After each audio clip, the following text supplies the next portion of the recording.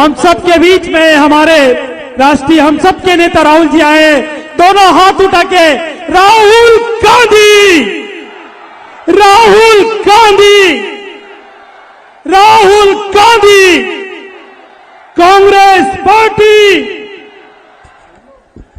अरे स्पीकर भैया, स्पीकर वाले भैया इधर आए जरा मंच पे, ये नीचे के स्पीकर का मुंह उधर कर दें। स्पीकर वाले भैया मंच पे आओ। सारे लोग खड़े होके हम सब के नेता माननीय राहुल गांधी जी का अभिवादन करेंगे। दोनों हाथ खड़े होकर, दोनों हाथ ऊपर करके बोलिए राहुल गांधी, राहुल गांधी। मैं हरदा जिले की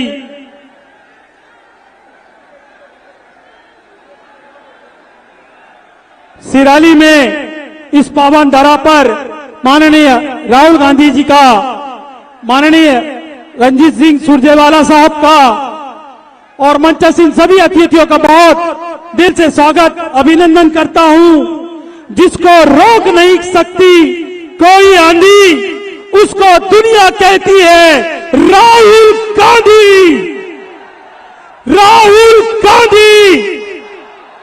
मैं इस क्रम को आगे बढ़ाते हुए हरदा के कांग्रेस प्रत्याशी आर के दोगने साहब से निवेदन करना चाहता हूं कि वो मंच पर आकर अपना उद्बोधन प्रेषित करें। माननीय आर के दोगने जी आए।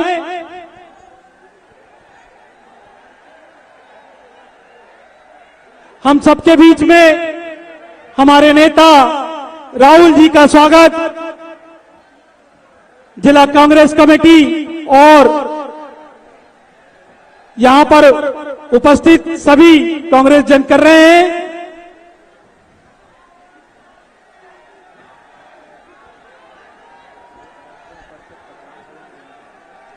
यहां जो रोड के उधर जो जन सैलाब यहां पर उमड़ा है, मैं उनसे निवेदन करना चाहता हूं कि राहुल जी हम सबके बीच में आ गए हैं।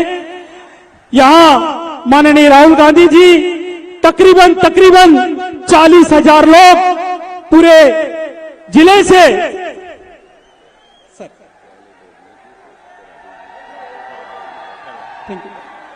मैं सभी की ओर से हमारे नेता परम आदरणीय राहुल गांधी जी का स्वागत करता हूं। हमारे नेता परम आदरणीय रणजीत सिंह सुरजेवाला साहब का, संजय दत्त साहब का इस मंच पे स्वागत करता हूं और अनुरोध करता हूं कि हरदा के कांग्रेस प्रत्याशी विधानसभा के आर के दोगने जी आए और अपना उद्बोधन प्रेषित करें।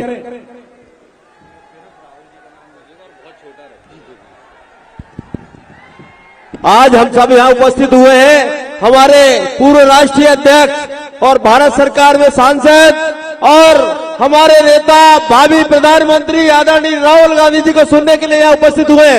वो हमारे बीच में आकर उन्हें हमें कृतज्ञ कर दिया। मैं उनका बहुत आभारी हूँ कि आज हमारे क्षेत्र में और हमारी विधानसभा में हम चुनाव लड़ रहे हैं, तो हमें समर्थन देने कराने के लिए और सभी को बताने के लिए यहाँ उपस्थित हुए हैं। हमारे बीच में वो उपस्थित है। हमारे प्रभारी के रूप में आदरणीय सुरजेवाला जी उपस्थित है। हमारे आदरणीय महाराष्ट्र पधारे संजय दत्त जी उपस्थित है। हमारे सभी जिलाध्यक्ष एवं समस्त यहाँ उपस्थित मंचासीन अतिथिगण एवं मेरे प्यारे प्यारे आशीर्वाद दाता, जिनके आशीर्वाद से मैं 13 से 18 तक विधायक रहा और यहाँ काम किया आपके बीच में। मैं आपसे अनुरोध करना चाहता हूँ कि देखिए, ये कांग्रेस पार्टी है जिसमें ये सैलाब है और ये देश का विकास भी कांग्रेस पार्टी ने किया और देश को आजाद भी कांग्रेस पार्टी ने किया था। ये भाजपा के लोग तो सिर्फ ये बातें करते हैं, देश की आजादी में इनका कोई योगदान नहीं है। मेरा आपसे अनुरोध है कि राहुल गांधी जी के सामने मैं बताना चाहता हूँ, भाइयों आप देखिए, विकास देश का 70 साल का जितना भी हुआ है वो हमारे प्रधानमंत्रियों के द्वारा हुआ है और प्रधानमंत्रियों ने किया है। भाजपा के लोग तो बीच बीच में आए और चले गए हैं। मैं आपको बताना चाहता हूँ कि हम सब देखा आपने योजनाएं बहुत सारी पूर्व वक्ताओं ने बताई है कि हमारे मध्य प्रदेश में विकास के लिए जो योजना लेकर आए माताओं को 1500 रुपए देने का, तो वही भाजपा के लोगों ने वो योजना 1000 रुपए वाली लेके आए।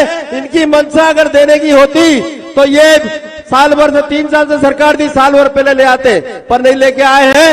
ये सिर्फ चुनाव के लेके आए, हमारी 1500 रुपए की योजना को देखकर लेकर आए हैं। इसके साथ ही आपने देखा 500 रुपए में सिलेंडर की बात हमने की, उसके बाद 450 लेके आए, पर 450 में किसी को सिलेंडर नहीं मिल रहा। मिल रहा है क्या आपको 450 में सिलेंडर? बताएं किसको मिल रहा है? किसी को नहीं मिल रहा सिलेंडर। ये झूठ बोलते हैं और झूठी घोषणा करते हैं। इन्होंने उसमें क्राइटेरिया डाल दिया कि ये महिला के नाम से कनेक्शन होना चाहिए, उज्ज्वला योजना के अंदर कनेक्शन होना चाहिए। तो इस तरह के बहुत सारी स्कीमें हमारे लेके आए। मैं आपसे अनुरोध करना चाहता हूं कि ध्यान रखें, 17 तारीख को हाथ के पंजे पर मोहर लगाकर हरदा से डॉक्टर आर.के. दोग ने मुझे जिताए और यहाँ से टिमरनीसा विजित शाह को दिखाए, जिससे हम जाकर मध्य प्रदेश में कमलनाथ जी की सरकार बनाएंगे और देश में हमारे राहुल गांधी जी को प्रधानमंत्री बनाएंगे। देश में उन्हें प्रधानमंत्री बनना देखना चाहते हैं। आप एक बार हाथ ऊंचे करके सब बोलिए, राहुल गांधी, राहुल गांधी, राहुल गांधी, भावी प्रधानमंत्री, भावी प्रधानमंत्री राहुल गांधी जिंदाबाद। धन्यवाद। जय हिंद, जय भारत। धन्यवाद आर.के. दोगने जी। मैं इसी क्रम को आगे बढ़ाते हुए इस पावन धरा पर भाई अभिजीत शाह, जो टिमंडी विधानसभा की युवा प्रत्याशी है, एक नया नेतृत्व है, एक जोश है, एक उमंग है, लोगों की एक आस है। और ताली बजा के स्वागत करिए हमारे राहुल जी का और अभिजीत भाई का। अपना उद्बोधन पेशित करेंगे।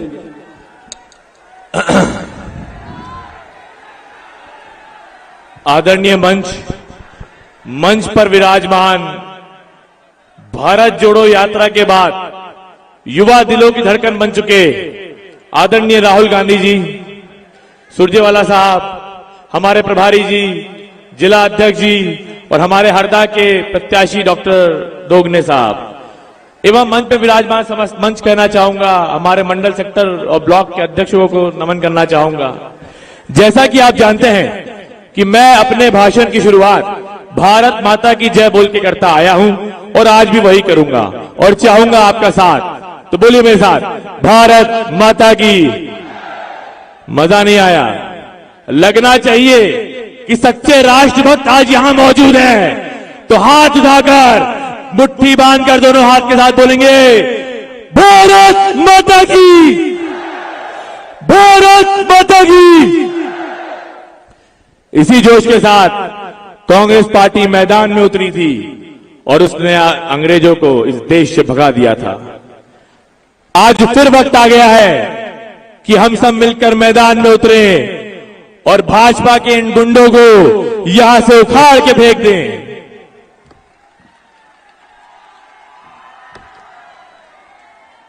मैं बात करना चाहूंगा यहां के क्षेत्रीय विधायक जी की, संजय शाह जी की। मैं आप लोगों से पूछना चाहूंगा, हाथ उठा के हाँ या ना में जवाब देना, क्या आपका विधायक 15 साल में 15 बार भी आपके गांव में आया? क्या आपके विधायक ने 15 साल में विधायक निधि के 15 काम करवाए? क्या 15 साल में किसी भी गांव के 15 युवाओं की नौकरी लगवाई? क्या आपका फोन उठाता है? कोरोना महामारी अब बाढ़ में नजर आया? तो दोस्तों, एक पुरानी कहावत है कि जब रोटी जल जाती है तो उसे पलट देना चाहिए। ये वक्त आ गया है कि आज से 15 साल पहले आप लोगों ने अपने खेत में एक पतंग के नाम का बीज बोया था और 15 साल से आप लोग पलेवा कर रहे हैं, पानी दिए जा रहे हैं, पर ना विकास पैदा हो रहा है ना फसल पैदा हो रही है, क्योंकि वो बीज ही खराब था। इस बार मौका है कि उस बीज को बदल दो। मैं इस क्षेत्र के विधायक को कहना चाहता हूं और यहां जो हमारे आदिवासी भाई बैठे थे उनसे पूछना चाहता हूं कि 3 बार का विधायक सत्ता के नशे में इतना अंधा हो चुका है कि सोनपुरा का वीडियो देखा है आपने? देखा है आपने? हमारा क्षेत्र का विधायक सत्ता के नशे में पूरे आदिवासी समाज को लाल कुर्ता पहन के हाथों में डंडा पकड़ के मां बहन की गालियां दे रहा था। मैं कहना चाहता हूं हमारे समाज वालों को कि वो गाली सुनने के बाद, वो वीडियो देखने के बाद, अगर एक भी आदिवासी भाई संजय बाबा को वोट देता है तो वो असली आदिवासी की औलाद नहीं हो सकता।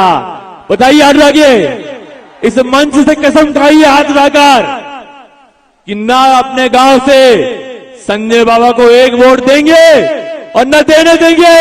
उठाइए हाथ। आपको याद होगा जब जीतू पटवारी जी आए थे, उन्होंने बताया था कि संजय शाह जी संपूर्ण मध्य प्रदेश के इतिहास के आज तक के सबसे निष्क्रिय विधायक हैं। वो सिर्फ वोट मांगने आते हैं और जीतने के बाद फिर 5 साल आपको शक्ल नहीं दिखाते। जब लछोरा, शमशाबाद, जलोदा, क्विकवाड़ी, छिपानेर में बाढ़ आई थी, क्या अगले दिन आपका विधायक आया था? कौन आया था? जब कोरोना महामारी आई थी तब ये विधायक अपना मोबाइल बंद करके बैठ गए थे। ऑक्सीजन सिलेंडर और मास्क बांटने कौन आया था? आप सभी जानते हैं कि मैंने कभी ऐसा वोट नहीं मांगा कि मैं मकड़ाई परिवार से आता हूं या मैं राजा साहब का बेटा हूं या कोई कुंवर हूं या कोई युवराज हूं। मैं हमेशा कहता हूं ना मैं कोई कुंवर हूं ना मैं कोई युवराज हूं, मैं तो आपका बेटा हूं। मैंने आज तक नहीं कहा कि मैं मकड़ाई परिवार से आता हूं इसलिए मुझे वोट देना।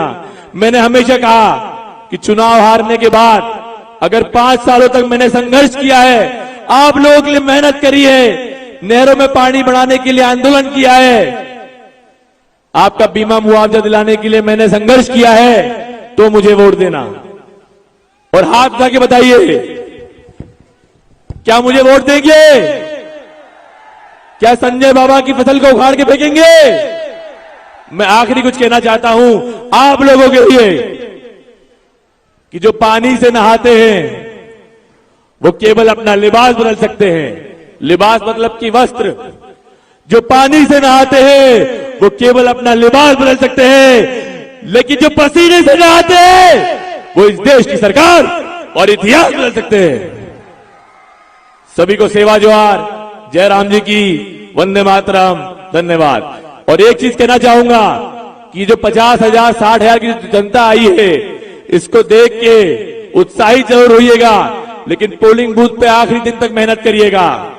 और एक बात याद रखिएगा कि टिमरनी में ऊपर से पहले नंबर का बटन पंजा देखकर ही दबाना है अगर संजय बाबा को हराना है। और 2 मिनट और चाहूंगा, मैं ये कहना चाहूंगा कि पिछला चुनाव में मात्र 2000 वोटों से हारा था और गुणवाना और जैस के जो लोग थे, हमारे ही समाज के लोग थे, वो 5000 वोट ले गए थे।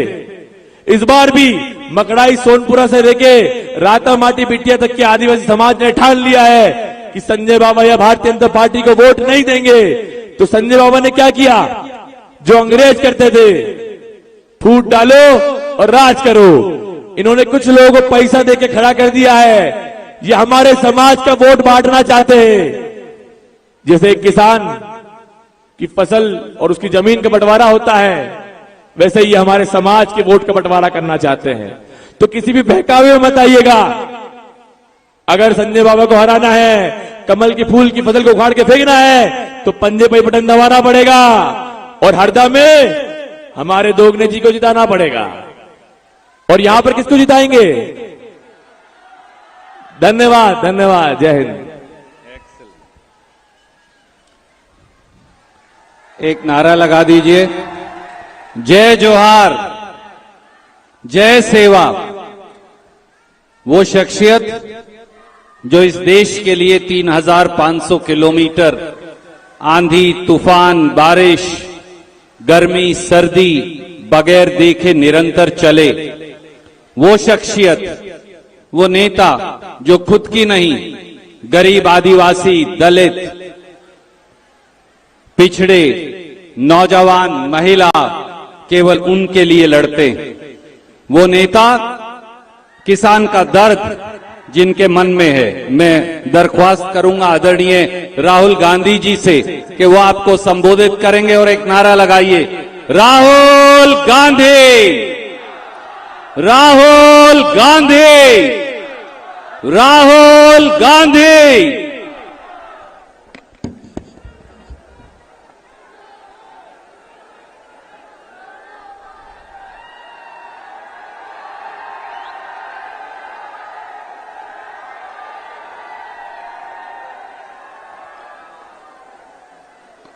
रणदीप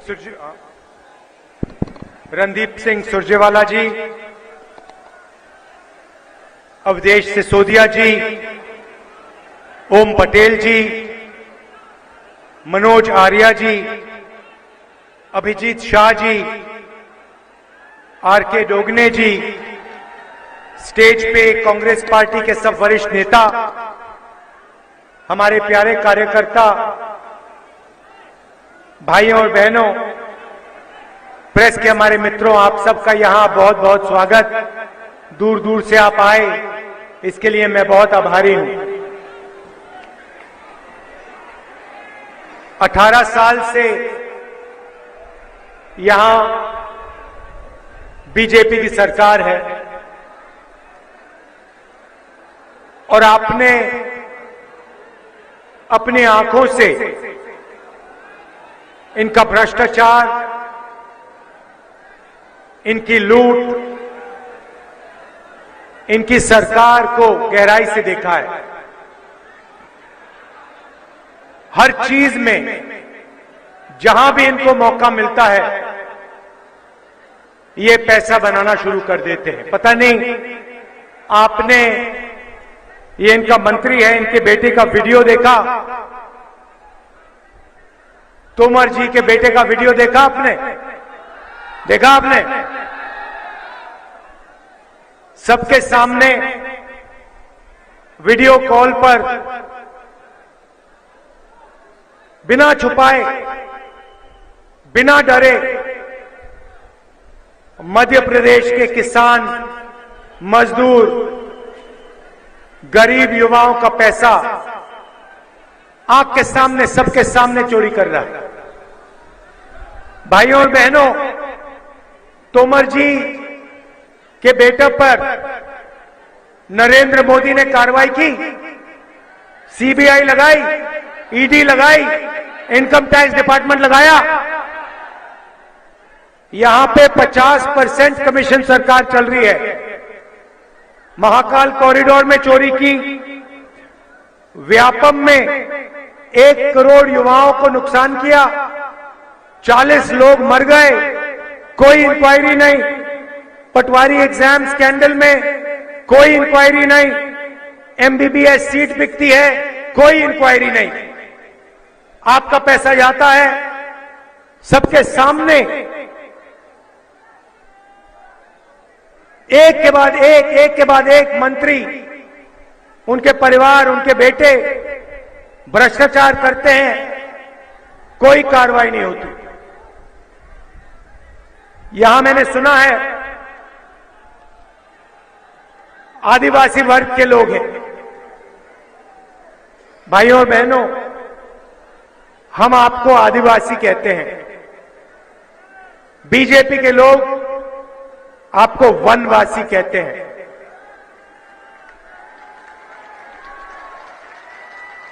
वनवासी में और आदिवासी शब्द में बहुत फर्क है।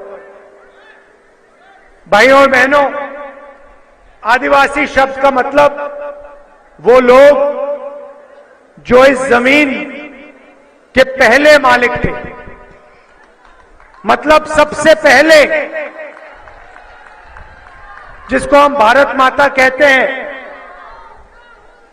इसका जल, इसकी जमीन, इसका जंगल सबसे पहले आदिवासियों का था, आपका था। ये आदिवासी शब्द का मतलब है।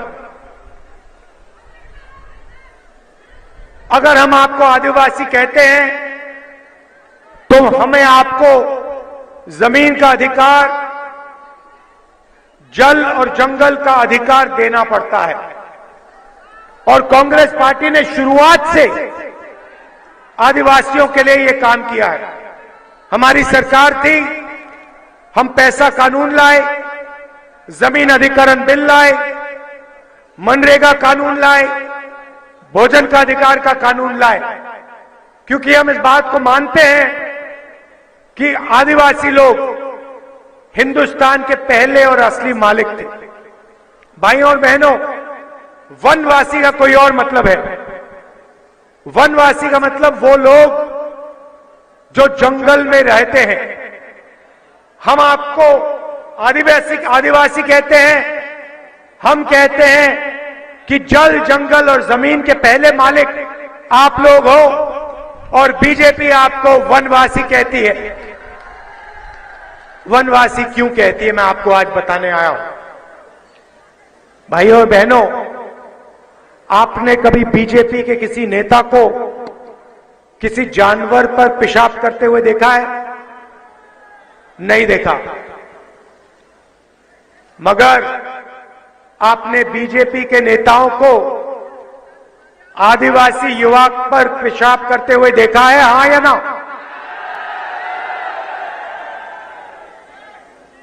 यह है वनवासी शब्द के पीछे सोच।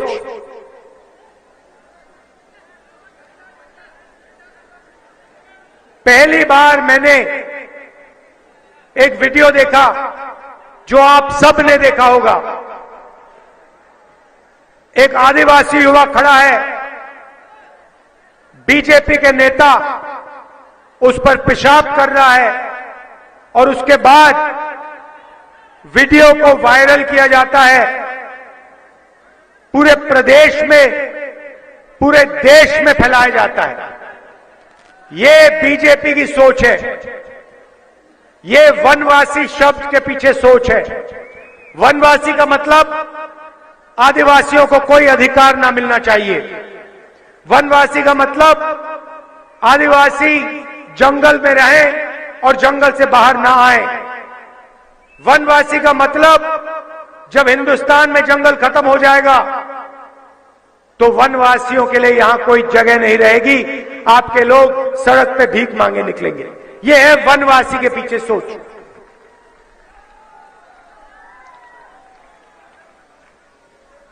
तो जब ये आपको वनवासी कहते हैं, आप इनसे कहिए कि हमारा नाम आदिवासी है। बदतमीजी मत कीजिए, हमें वनवासी मत कहिए। हम आदिवासी हैं और आदिवासी रहेंगे। हमारे हक हैं, जल, जंगल, जमीन का हक है, हमें वो हक चाहिए।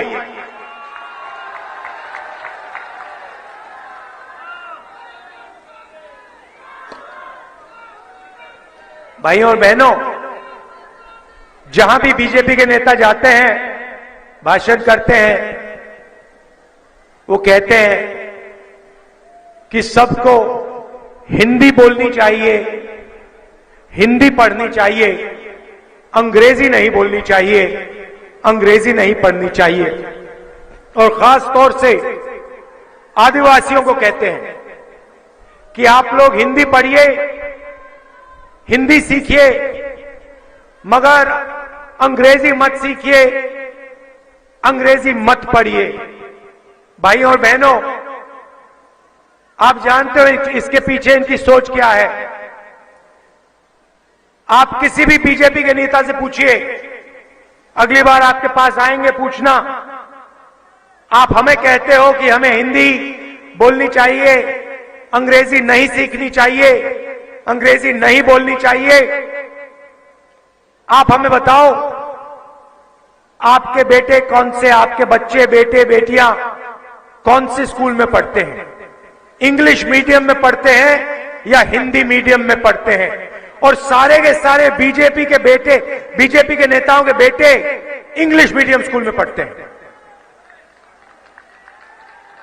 वो अपने बच्चों को अंग्रेजी सिखाना चाहते हैं, अंग्रेजी पढ़ाना चाहते हैं, और आदिवासियों को अंग्रेजी नहीं पढ़ाना चाहते हैं, अंग्रेजी नहीं सिखाना चाहते हैं। इसके पीछे सोच है।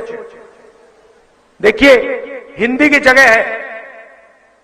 मध्य प्रदेश में आप रहते हैं, यहां पे हिंदी की जरूरत है। आप दिल्ली जाएंगे, उत्तर प्रदेश जाएंगे, वहां व्यापार करेंगे, हिंदी चलेगी। मगर अगर आप विदेश जाना चाहते हो, विदेशी कंपनी में काम करना चाहते हो, कॉल सेंटर में काम करना चाहते हो, इंजीनियर बनना चाहते हो, डॉक्टर बनना चाहते हो, तो अंग्रेजी से ज्यादा फायदा होगा। क्यों? क्योंकि आप अंग्रेजी लेकर पूरी दुनिया में बातचीत कर सकते हो, पूरी दुनिया में व्यापार कर सकते हो, पूरी दुनिया में जा सकते हो। तो कांग्रेस पार्टी के सब नेता कहते हैं, आदिवासियों से कहते हैं, हिंदी सीखो, हिंदी पढ़ो, मगर अंग्रेजी भी सीखो, अंग्रेजी पढ़ना भी सीखो, अंग्रेजी लिखना भी सीखो। और बीजेपी वाले लोग कहते हैं नहीं, आदिवासियों को जंगल में रहना है, अंग्रेजी नहीं पढ़नी चाहिए, इंजीनियर नहीं बनना चाहिए, डॉक्टर नहीं बनना चाहिए, लॉयर नहीं बनना चाहिए। यह फर्क है हमारी विचारधारा में, उनकी विचारधारा में। हम चाहते हैं कि आदिवासी युवा बड़े से बड़ा सपना देख पाए और उसका पूरा सपना पूरा हो। वो चाहते हैं आप वनवासी हो, जंगल में रहो, जंगल के बाहर मत आओ। ये लड़ाई है, विचारधारा की लड़ाई है। और मैं यहां आपको मैसेज देना आया हूं, आप आदिवासी हो, आपका जमीन का हक है, जंगल का हक है, जल का हक है, और कांग्रेस पार्टी ये लड़ाई आपके लिए लड़के आपका जो बनता है, आपका जो हक है, वो आपको पूरा करके देगी। भाइयों और बहनों, आपने देखा होगा भारत जोड़ो यात्रा में हम 4000 किलोमीटर चले, कन्याकुमारी से कश्मीर तक चले, और रास्ते पे मुझे लाखों युवा मिले, और सबके सबसे मैं एक सवाल पूछता था। जब भी मैं युवा से मिलता था, मैं एक सवाल पूछता था कि भाई क्या करते हो? और मध्य प्रदेश में ज्यादा से ज्यादा युवाओं ने मुझे कहा, राहुल जी हम बेरोजगार हैं, हम कुछ नहीं करते। 18 साल इन्होंने सरकार चलाई, 18 साल इन्होंने सरकार चलाई, और युवा देश का भविष्य होता है, रीढ़ की हड्डी होती है युवा। युवा के बिना देश नहीं चल सकता। और मध्य प्रदेश के युवाओं को इन लोगों ने सिर्फ बेरोजगारी दी है। आपने सबसे पहले स्कूल, कॉलेजेस, यूनिवर्सिटी, अस्पताल, इन्होंने यहां पे सारे के सारे प्राइवेट कर दिए, बड़े बड़े उद्योगपतियों को बेच दिए। तो आपको जब आप स्कूल जाते हो, कॉलेज जाते हो, प्राइवेट स्कूल, प्राइवेट कॉलेज में जाना पड़ता है, हजारों रुपए, मेडिकल के लिए लाखों रुपए देने पड़ते हैं। आपके माता पिता पैसा कमाते हैं, मुश्किल से कमाते हैं, शिक्षा के लिए पैसा देते हैं, युवा खर्च करता है, कॉलेज की डिग्री ले लेता है, इंजीनियरिंग डिग्री ले लेता है, मेडिकल डिग्री ले लेता है, और फिर मध्य प्रदेश में उसको रोजगार नहीं मिलता। सारे के सारे युवाओं का सपना इन लोगों ने तोड़ दिया है, जिंदगी नाश कर दी है इन लोगों ने। लंबे लंबे भाषण देते हैं। देखिए, मैं अभी आपको पूछता हूं, अभी पता लग जाएगा। यहां पे बहुत सारे युवा हैं, यहां पे बेरोजगार युवा, हाथ उठा के दिखाओ मुझे। ये देखो, आधी भीड़ बेरोजगार है। ये शिवराज चौहान जी और नरेंद्र मोदी जी की देन है। इनकी सरकार सिर्फ अरबपतियों के लिए काम करती है। अदानी जी का आपने नाम सुना होगा, सुना है? पूरे देश में आदिवासियों की जमीन, आपका हक छीनकर इन लोगों ने अदानी जी जैसे लोगों को दिया है, जो रोजगार देते हैं। छोटे व्यापारी, स्मॉल और मीडियम बिजनेस वाले लोग, किसान, उनको इन्होंने खत्म कर दिया। उदाहरण, भाइयों और बहनों, यहां पे बहुत सारे किसान बैठे हैं, छोटे व्यापारी, दुकानदार बैठे हैं। जीएसटी से आपको फायदा हुआ, नुकसान? एक व्यक्ति नहीं मिलेगा, इस भीड़ में एक व्यक्ति नहीं मिलेगा, मध्य प्रदेश में एक व्यक्ति नहीं मिलेगा जिसको जीएसटी से या नोटबंदी से फायदा हुआ होगा। उसके बाद ये किसान बिल लाए, वो किसान बिल नहीं थे, वो किसान को मारने के हथियार थे। अच्छा हुआ कि सारे के सारे किसान खड़े हो गए, कांग्रेस पार्टी खड़ी हो गई और हमने किसान बिल को रद्द करवा दिया, वापस लौटा दिया। तो ये किसान से पैसा लेते हैं, मजदूरों से पैसा लेते हैं, गरीबों से पैसा लेते हैं और अरबपतियों को पैसा दे देते हैं। हमारा काम दूसरा है। हम किसानों को, मजदूरों को, छोटे व्यापारियों को मदद करते हैं, उनकी जेब में पैसा डालते हैं, उनका कर्जा माफ करते हैं, उनकी रक्षा करते हैं। भाइयों और बहनों, यहां गैस सिलेंडर कितने का है? आपको याद है, यूपीए की सरकार थी, 400 रुपए का सिलेंडर था। नरेंद्र मोदी जी भाषण में कहते थे सिलेंडर 400 रुपए का हो गया, आज 1200 रुपए का हो गया। किसी भी भाषण में नरेंद्र मोदी नहीं कहते भैया 1200 रुपए का सिलेंडर है। 1200 का है ना? चुनाव के बाद कांग्रेस पार्टी की सरकार आ रही है, 500 का हो जाएगा। ले, हमारी जो यहां महिलाएं आई हैं, बहनें आई हैं, माताएं आई हैं, ये हम आपके लिए काम कर रहे हैं। आज आप 1200 रुपए का सिलेंडर खरीदते हो, कुछ ही दिन में आपके 700 रुपए बचेंगे, 500 रुपए का सिलेंडर आप खरीदेंगे। क्यों? हम आपके जेब में, गरीबों के जेब में, महिलाओं को हम पैसा देना चाहते हैं, आपके बैंक अकाउंट में पैसा डालना चाहते हैं। भाइयों और बहनों, पिछली बार कांग्रेस पार्टी चुनाव जीती थी, हम चुनाव हारे नहीं थे, हम चुनाव जीते थे। आपने पूरा समर्थन किया, आपने कांग्रेस पार्टी को यहां चुनाव जिताया था। आपकी जो सरकार थी, जिसने किसानों का कर्जा माफ किया था, जैसे ही हम आए थे हमने कहा था हम किसानों का कर्जा माफ करने जा रहे हैं, और हमने 27 लाख लोगों का कर्जा माफ किया था। 100 यूनिट बिजली हम 100 रुपए के लिए देते थे। ओबीसी रिजर्वेशन हमने 27% किया था। उस सरकार को बीजेपी ने आपकी आंखों के सामने पैसा देकर, खरीद कर, आपके आंखों के सामने से उसको छीना।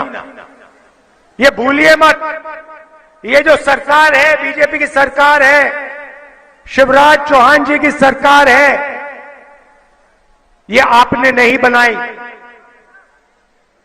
ये गरीबों ने नहीं बनाई, ये किसानों ने नहीं बनाई, मजदूरों ने नहीं बनाई, आदिवासियों ने नहीं बनाई। ये आपसे चोरी की गई सरकार है और इसको यहां के बड़े उद्योगपतियों ने करोड़ों रुपए देकर, विधायकों को खरीदकर ये सरकार चोरी की सरकार बनाई।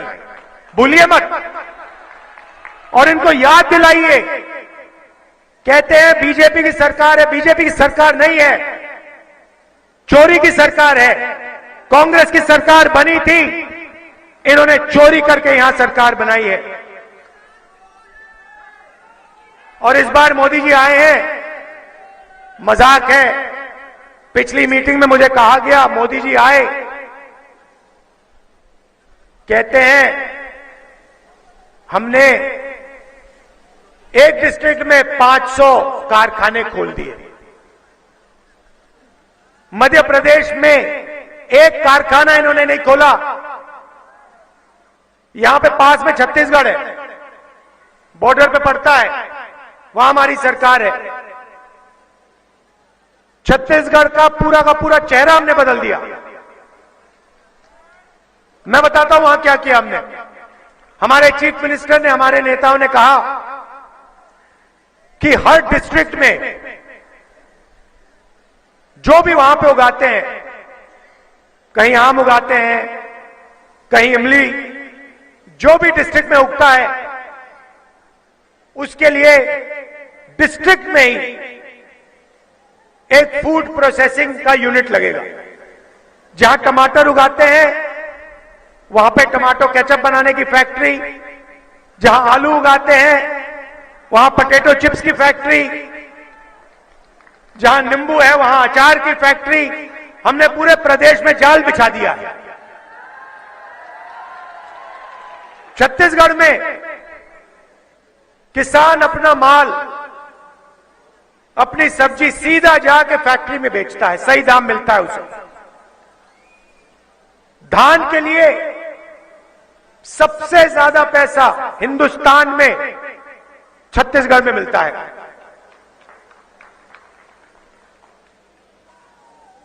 ₹3,200 प्रति क्विंटल धान के लिए छत्तीसगढ़ के किसान को मिलता है। मजे की बात आपको बताता हूं, कुछ दिन पहले चुनाव का दौरा चल रहा था, वहां मेरी किसानों से बात हुई। मैंने उनसे पूछा, भैया, एक किसान था, मैंने उससे पूछा, भैया आपका जो खेत है कितने का है ये खेत? बेचोगे तो कितने पैसे मिलेंगे? किसान मुझे कहता है, पहली बार मैंने सुना, किसान मुझे कहता मैं नहीं जानता। मैंने कहा तुम कैसे किसान हो, तुम अपने खेत की कीमत नहीं जानते? कहता है, राहुल जी हमें यहां पे ₹3,200 मिलता है धान के लिए। मैं इस खेत को कभी बेचने वाला नहीं हूं, जिंदगी भर नहीं बेचूंगा इस खेत को, ये मेरी मां है। छत्तीसगढ़ की सरकार ने मुझे इतना पैसा दिया, जो कर्जा था, जो बीजेपी के समय कर्जा था, वो उतर गया। मैं इस खेत को बेचना नहीं चाहता हूं, मुझे नहीं मालूम कितने का है ये खेत। देखिए कितनी कमाल की बात बोली उसने। यहां पे आपके किसान कर्जे के नीचे दबे हुए हैं। भाइयों और बहनों, 18,000 किसानों ने मध्य प्रदेश में आत्महत्या की है। 18,000। हर साल एक लिस्ट निकलती है, हजारों किसान मध्य प्रदेश में जो आत्महत्या करते हैं। हम ये सब बंद करवाना चाहते हैं। जो हमने छत्तीसगढ़ में किया, जो फूड पार्क हमने छत्तीसगढ़ में खोले, जो फूड प्रोसेसिंग यूनिट हमने छत्तीसगढ़ में खोले, हम यहां पे खोलने जा रहे हैं।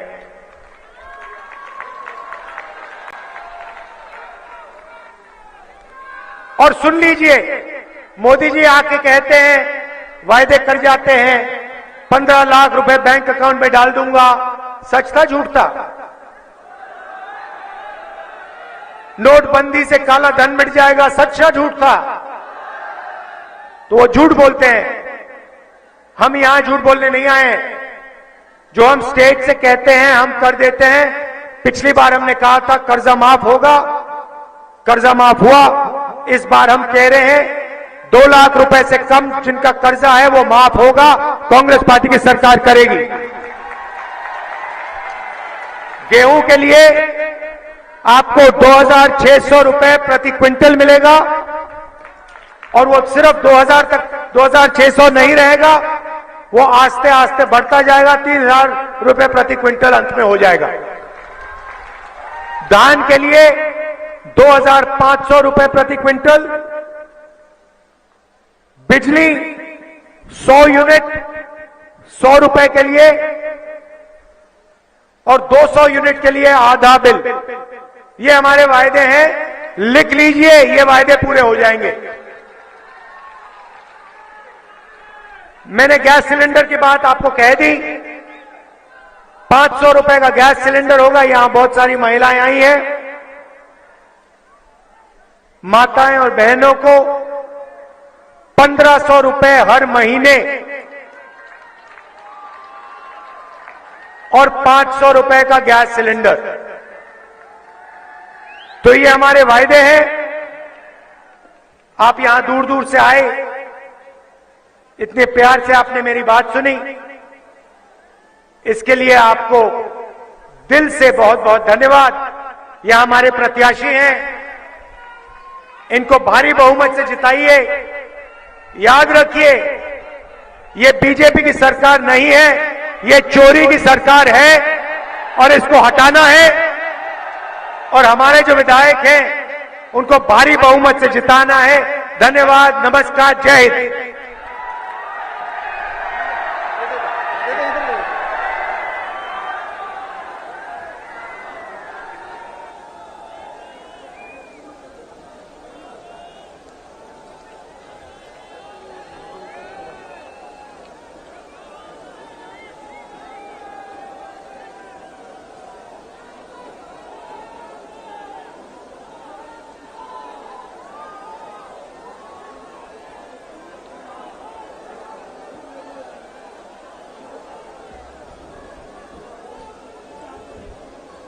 चालू करना इसको। आदरणीय साथियों, आप लोग जो आज इतनी बड़ी संख्या में यहाँ पधारे और आज हमारे राहुल जी का आपने स्वागत और सम्मान हमारी कांग्रेस पार्टी का किया, मैं उससे आप सबका बहुत बहुत आभार और धन्यवाद।